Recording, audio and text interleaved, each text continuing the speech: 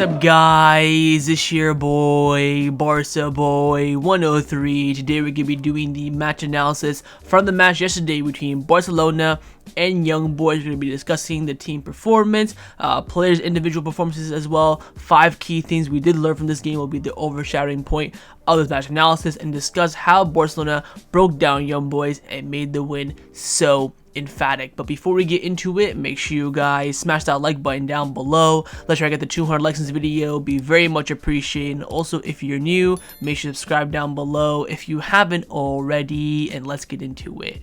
Now, before we get into this video is sponsored by Number One Foot. Number One Foot is by far the best replica jersey website on the market, and it's not even close. They have a variety of different items at the absolute best prices. They sent me 2 kits recently. First one is the retro Barcelona kit, the home kit, which I'm currently wearing right now, and also as well the second kit for that season in the blue edition. Oh my god, like, the stitching is fantastic, the quality is, superb. Feels like I have the actual, original kit for a fraction of the price. And if you use the discount code BOY at checkout, you do get 10% off your order. That's BOY. Use it at checkout, and all orders above $80 as well will receive free shipping. So what are you waiting for? Hit the top link in the description down below and get your new football kits today.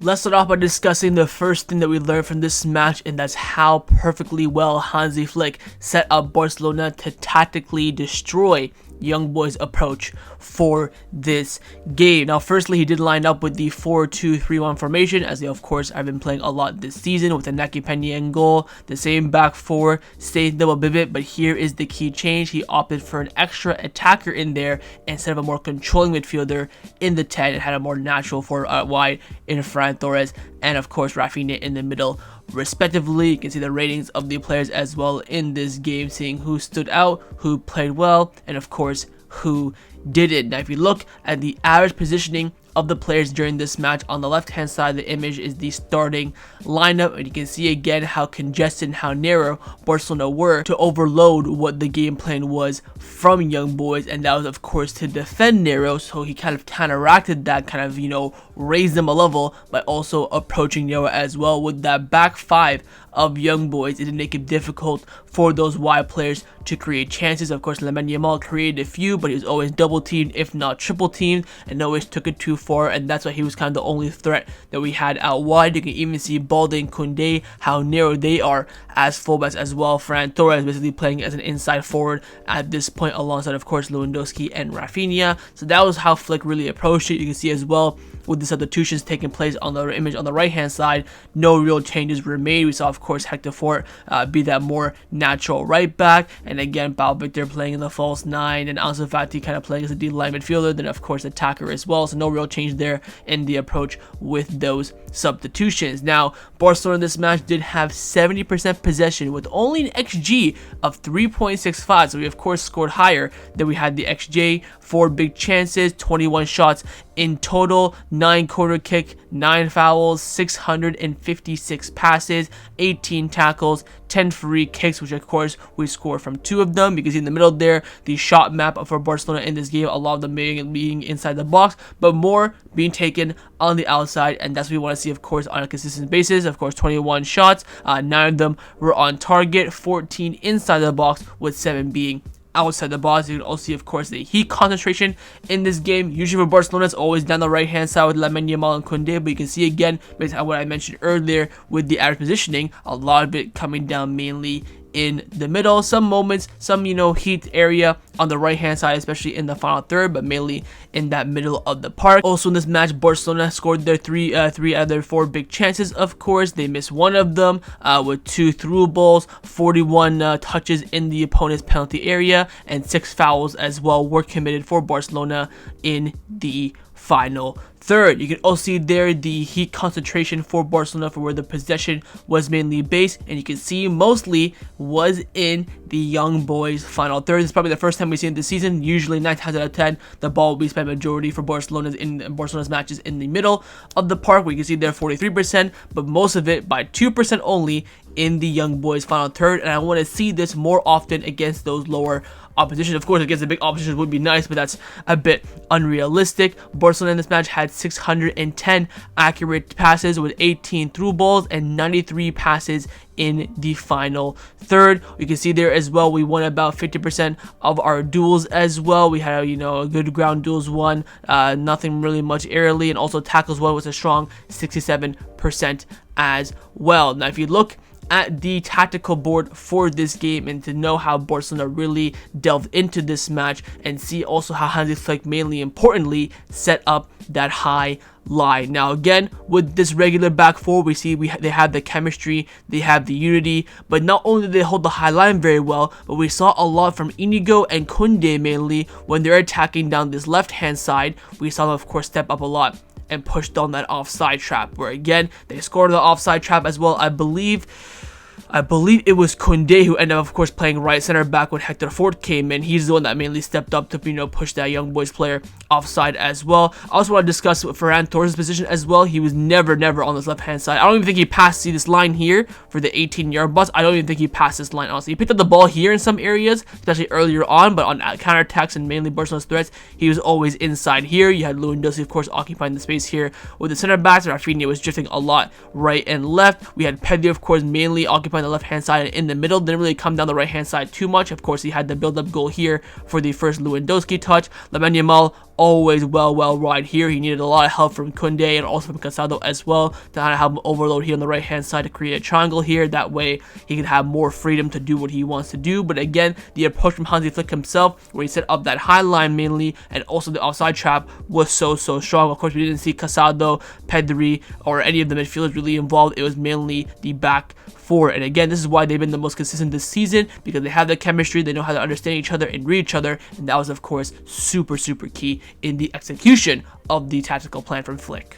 Now, the second thing that we learned from this match is, of course, how unbelievably well Iñigo Martínez is doing this season, and not only how well he's doing, but most importantly, what we want to see from all the Barcelona players: consistency. That's how important Inigo has been in this match. He got an 8.7 service score rating. You can see from his heat map, of course, playing mainly as a left center back, but you can see where those spaces he's occupying basically in young boys' final third, which shows again how high that high line for Barcelona was. In the match, he played 84 minutes, had 1 goal, had 1 assist.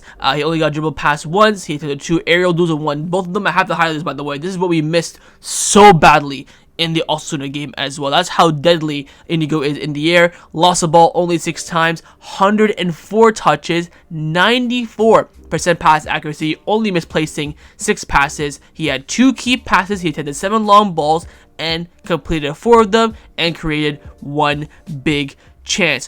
What Inigo is doing right now at his age as well for the stature of the club is nothing short of ridiculous. Of course, he went off in the game. We saw him holding his leg. He came out after the game saying that he's fine, not injured whatsoever, which of course is great news. And he also talked about after the game what the relationship was like with him and Flick over the summer. Flick told him to do preseason. We'll see how you favor afterwards. He did preseason, and Flick told him, look, I want you to stay and you're going to be a starter, especially at the beginning of the season.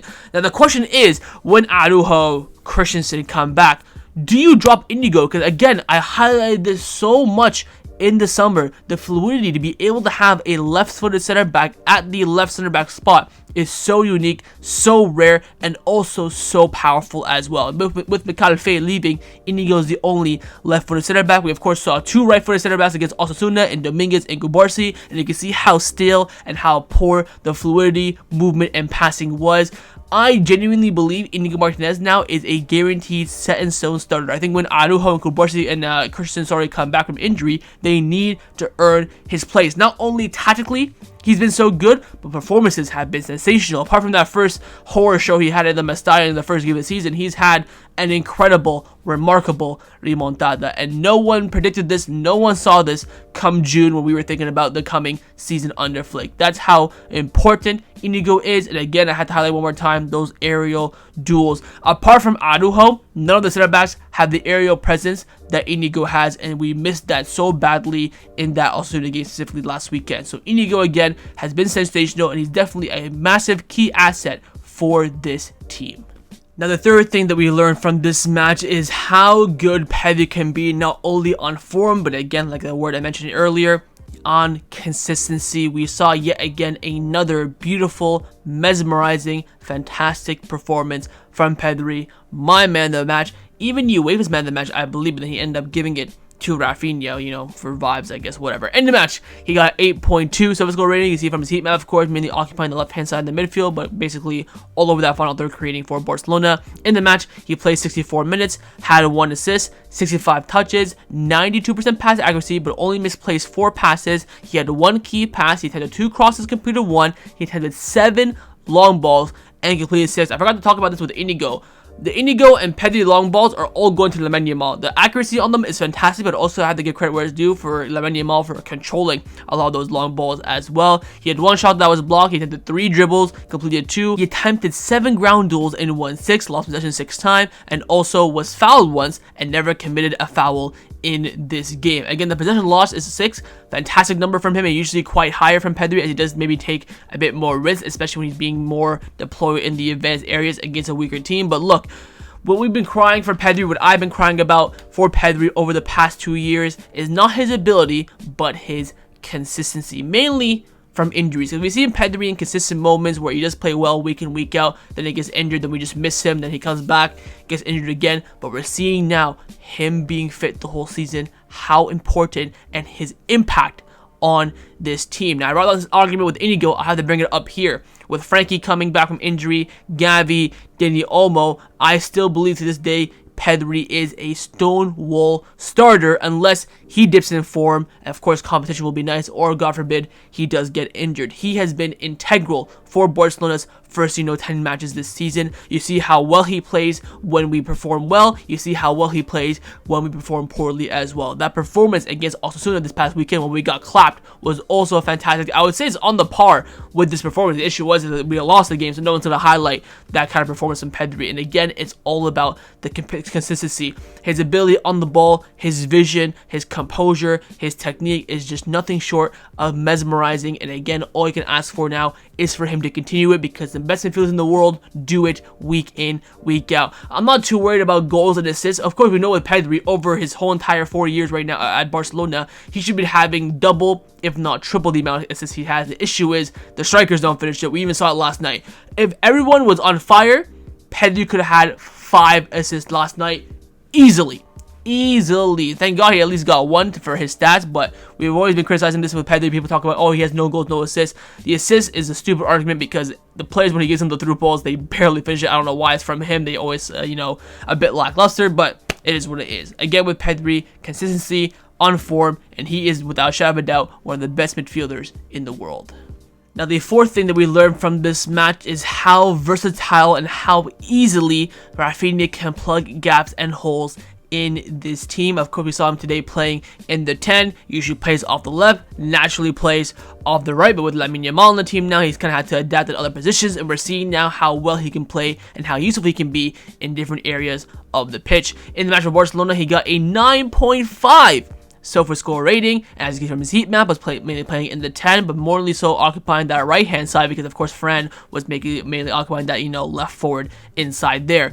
In the match, he played 90 minutes, had 1 goal, 1 assist, XG of 0.46, XA of 0.50, 85 touches, 78% pass accuracy, 6 key passes. He attempted 8 crosses, completed 2. Quite low. Attempted 5 long balls, completed 3. Good. 1 big chance created, 1 shot on target, 3 shots off target, 2 shots blocked. Attempted 3 dribbles, completed 1. Attempted 7 ground duels and won 4 of them. Lost possession 22 times, but had 2 interceptions and 3 tackles. So from these stats, there's a few things that scream out to me. Firstly, possession loss 22. That is a lot. I said in the match review yesterday, I give Raphinha an 8 out of 10. I said the reason why I didn't give him a 9 is for that last 20 minutes, he's absolutely all over the place, and that's because what? He was losing the ball a lot in key areas, and also 3 shots blocked, 3 shots on off target, 2 shots blocked. So that's 5 shots in total where Raphinha could have converted a goal. They were all, I remember at least 3 of them in the second half. There's probably maybe 1 or 2 somewhere else, but those 2 things are what Raphinha is lacking to reach his peak form. But do not take away from how important and how integral and how crazy he's been this season so far. 10 games, 6 goals, 4 assists. That's 10 GAs in 10 games. I think last season he only reached 15 goals and assists, so he's already on par basically what he's done last season in the first month and a half of this season. He is going to be reaching 20 GA plus this season, and that puts you on top of, best forwards in the world. And he's doing it in multiple areas of the pitch, whether he's off the left, in the middle, maybe even off the right if Lamine Yamal needs a rest later on when we have all these big players come back from injury. Once Dani Olmo and Fermin Lopez come back, I doubt Raphinha will touch the 10 ever again unless Flick really backs him.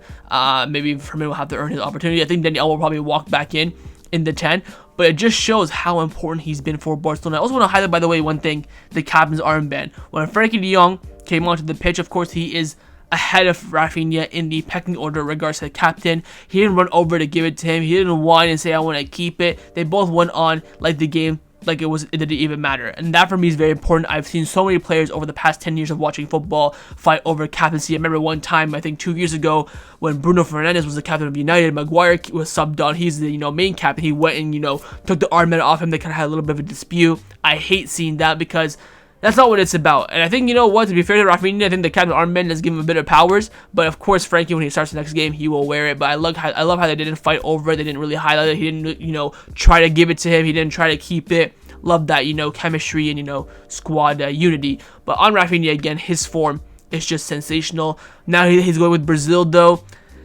I'm a bit worried because, of course, the last international break he was suspended. That's why he stayed. He's on form, on fire. He's played every single minute, basically, of every single game for Barcelona from the pre-international break to now almost post-international break. So with him going to Brazil, I'm a bit worried. But again, he's right now in the peak of his career, peak form. He was not doing these numbers at Leeds. He was not doing it at Rennes as well in the French league. He was not doing it in his 2 seasons at Barcelona. He's always been effective. He's always been good. But now he's also effective and also influential as well.